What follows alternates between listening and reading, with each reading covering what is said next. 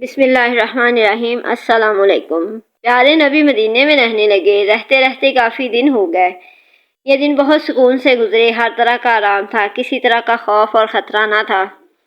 پیارے نبی نے امہات المومنین کو بھی بلا لیا، پیاری صاحبزادیاں بھی آ گئیں۔ حضرت ابوبکر نے اپنے بیٹے عبداللہ کو لکھ دیا، وہ بھی ماں بہنوں کو لے کر مدینے آ گئے۔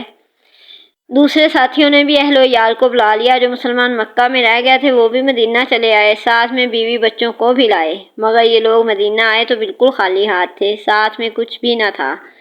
یہی وجہ ہے کہ انصار اگرچہ ان کی بہت مدد کرتے اور ان کے رنگ کا پورا خیال رکھتے، مگر پھر بھی بڑی تنگی سے گزارا ہوتا تھا۔ اللہ اکبر! حضور کے حسن تدبیر کو کیا کہیے۔ آپ نے انصار اور مہاجرین کو جمع کیا، پھر انصار سے فرمایا، یہ مہاجرین تمہارے بھائی ہیں۔ اس کے بعد آپ ایک انصاری کو بلاتے، پھر ایک مہاجر کو بلاتے اور فرماتے، یہ اور تم بھائی بھائی ہو۔ اب وہ سچ مچ بھائی بھائی تھے۔ انصار اپنے اپنے بھائیوں کو گھروں پر لے گئے، انہیں اپنے یہاں ٹھہرایا، رہنے کے لیے گھر دیا، مال و جائیداد میں ان کا حصہ لگایا، ہر طرح کا آرام بہم پہنچایا۔ مدینہ ان کا اپنا وطن تھا، جہاں ان کے لیے ہر طرح کی سہولت تھی۔ غرض اس بھائی چارے سے انصار اور مہاجرین کے تعلقات بہت مضبوط ہو گئے اور دونوں میں گہری محبت اور الفت ہو گئی۔ ہر ایک دوسرے کو دل سے چاہنے لگا۔ ہر ایک جو اپنے لیے پسند کرتا وہی بھائی کے لیے بھی پسند کرتا، اور جو چیز خود ناپسند ہوتی وہ بھائی کے لیے بھی ناپسند ہوتی۔ مہاجرین تو ہاتھ پیر مارنے کے عادی تھے، موقع پاتے ہی کاروبار میں لگ گئے، کوئی تجارت میں لگ گیا، کوئی انصار کی زمین کاشت کرنے لگا۔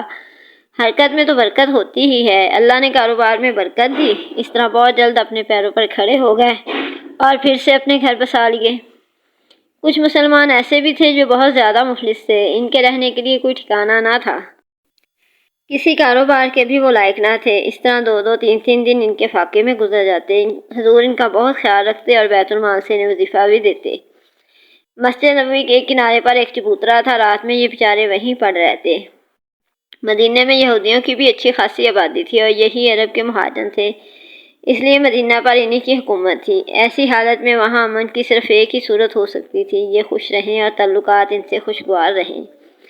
اس لیے پیارے نبی نے سوچا کہ ان سے سمجھوتا ہو جائے، مدینے میں مسلمان یہودی سب آزادی سے رہیں، کوئی کسی کے مذہب کی توہین نہ کرے، کوئی کسی کے مال کو ہاتھ نہ لگائے۔ اگر دشمن شہر پر حملہ کرے تو مقابلے میں دونوں ایک ہوں، مال غنیمت ملے تو اس میں بھی برابر کے شریک ہوں۔ چنانچہ آپ نے یہودیوں سے بات چیت کی اور وہ بخوشی راضی ہو گئے۔ پھر سب ایک جگہ جمع ہوئے اور ایک معاہدہ تحریر ہو گیا، مگر یہ معاہدہ زیادہ دنوں تک قائم نہ رہ سکا، کیونکہ یہودیوں کی باطل آرزوؤں کے بے بنیاد قلعے زمین پر آ رہے اور انہوں نے ذات گرامی سے جو توقعات وابستہ کی تھی وہ پوری ہوتی نظر نہ آئیں۔ یہودی مدت سے ایک نبی کے منتظر تھے، چنانچہ جہاں انہیں نبی کے آنے کی امید تھی وہاں وہ جا کر بستے تھے۔ ان کا خیال تھا کہ آنے والا نبی ہمارے ہی مذہب کا پیرو ہوگا، اور جب وہ آئے گا تو ہمارے مذہب کے پیر جم جائیں گے اور ہر طرف اسی کا بول بالا ہوگا اور عیسائی مذہب دنیا سے مٹ جائے گا، کوئی نام لیوا بھی نہ ہوگا۔ یہی وجہ ہے کہ وہ شروع میں آپ کے مدینہ تشریف لانے سے بہت خوش تھے اور خوشی خوشی معاہدے پر بھی راضی ہو گئے تھے، مگر آپ نے بالکل ہی نیا دین پیش کیا اور نئی نئی باتیں بتائیں جو یہودیوں کے بالکل خلاف تھیں۔ بھلا اب برداشت کی کہاں تاب تھی، اب صبر و سکوت کا کیا سوال تھا۔ اب آپ ان کے لیے حلق کا کانٹا بن گئے۔ معاہدے کا انہوں نے کوئی خیال نہ کیا اور مخالفت میں سارا زور لگا دیا۔ لگانے بجھانے میں تو وہ ماہر تھے ہی، دوسروں کو لڑاؤ اور پھر اپنا کام بناؤ، یہ ان کا اصول تھا۔ اسی اصول سے یہاں بھی کام لیا اور مسلمانوں میں پھونٹ ڈالنے کی کوشش کی، لیکن ناکامی ہوئی۔ پھر بھی وہ مایوس نہ ہوئے اور ایک دوسری چال چلی، یعنی اب وہ مدینہ کے مشرکوں کے کان بھرنے لگے۔ چنانچہ وہ ان کی باتوں میں آ گیا اور ان کے ساتھ ہو گیا، لیکن جو مسلمان تھے وہ تو ایک دوسرے پر جان دیتے، وہ بھلا ان بدبختوں کی باتوں میں کیسے آتے۔ بری طرح انہیں پھٹکار دیا اور نفرت سے منہ موڑ دیا اور اسلام پھیلانے میں تن من سے لگے۔ مدینہ میں کوئی ایسی جگہ نہیں تھی جہاں مسلمان باجماعت نماز پڑھ سکیں۔ مسجد کی تعمیر نہایت ضروری تھی۔ حضور کی قیامگاہ کے قریب ہی بنو نجار کا ایک باغ تھا، آپ نے مسجد تعمیر کرنے کے لیے اس باغ کو قیمت دے کر خریدنا چاہا۔ ان لوگوں نے یہ کہہ کر کہ یا رسول اللہ صلی اللہ علیہ وسلم ہم خدا ہی سے اس کی قیمت اجر و ثواب لیں گے، مفت میں زمین مسجد کی تعمیر کے لیے پیش کر دی۔ لیکن چونکہ یہ زمین اصل میں دو یتیموں کی تھی، آپ نے ان دونوں یتیم بچوں کو بلا بھیجا۔ ان یتیم بچوں نے بھی زمین مسجد کے لیے نظر کرنی چاہیے، مگر حضور اکرم صلی اللہ علیہ وسلم نے اس کو پسند نہیں فرمایا۔ اس لیے حضرت ابوبکر صدیق کے مال سے آپ نے اس کی قیمت ادا فرما دی۔ اس زمین میں چند درخت، کچھ کھنڈرات اور کچھ مشرکوں کی قبریں تھیں۔ آپ نے درختوں کے کاٹنے اور مشرکین کی قبروں کو کھود کر پھینک دینے کا حکم دیا۔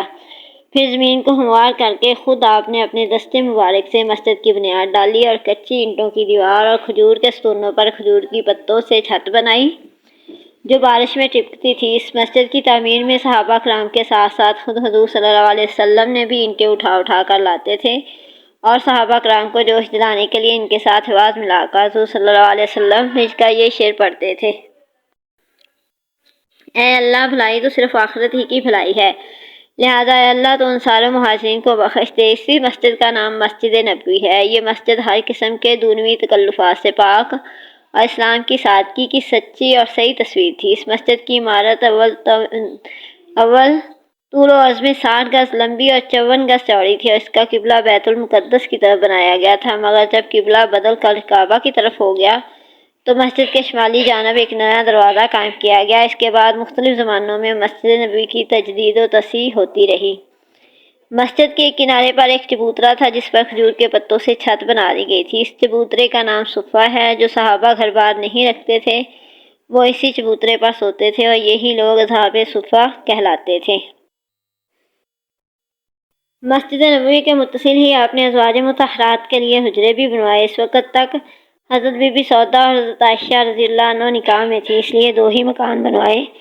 جب دوسری ازواج مطہرات آتی گئیں تو دوسرے مکانات بنتے گئے۔ یہ مکانات بھی بہت ہی سادگی کے ساتھ بنائے گئے تھے، 10-10 ہاتھ لمبے، 6-6 ہاتھ، 7-7 ہاتھ چوڑے، کچی اینٹوں کی دیواریں، کھجور کے پتوں کی چھت، وہ بھی اتنی نیچی کہ آدمی کھڑا ہو کر چھت کو چھو لیتا۔ دروازوں میں کواڑ بھی نہ تھے، کمبل یا ٹاٹ کے پردے پڑے رہتے۔ اللہ اکبر! یہ ہے شہنشاہ دو عالم کا وہ کاشانہ نبوت جس کی آستانہ بوسی اور دربانی جبرائیل علیہ السلام کے لیے سرمایہ سعادت اور باعث افتخار تھی۔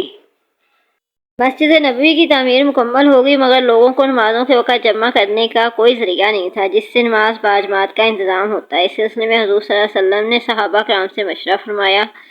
بعض نے نمازوں کے وقت آگ جلانے کا مشورہ دیا، بعض نے ناقوس بجانے کی رائے دی، مگر حضور صلی اللہ علیہ وسلم نے غیر مسلموں کے ان طریقوں کو پسند نہیں فرمایا۔ حضرت عمر نے یہ تجویز پیش کی کہ ہر نماز کے وقت کسی آدمی کو بھیج دیا جائے جو پوری مسلم آبادی میں نماز کا اعلان کر دے۔ حضور نے اس رائے کو پسند فرمایا۔ حضرت بلال کو حکم دیا کہ نمازوں کے وقت لوگوں کو پکار دیا کرے، چنانچہ وہ الصلاۃ جامعہ کہہ کر 5 نمازوں کے وقت اعلان کرتے تھے۔ اسی درمیان میں ایک صحابی حضرت عبداللہ بن زید انصاری نے خواب دیکھا کہ اذان کے شرعی الفاظ کو سنا رہا ہے۔ اس کے بعد حضور صلی اللہ علیہ وسلم، حضرت عمر اور دوسرے صحابہ کو بھی اسی قسم کے خواب نظر آئے۔ حضور نے اس کو من جانب اللہ سمجھ کر قبول فرمایا۔ حضرت عبداللہ بن زید رضی اللہ تعالیٰ کو حکم دیا کہ تم بلال کو اذان کے کلمات سکھا دو کیونکہ وہ تم سے زیادہ بلند آواز ہے۔ چنانچہ اسی دن سے شرعی اذان کا طریقہ جو آج تک جاری ہے اور قیامت تک جاری رہے گا شروع ہو گیا۔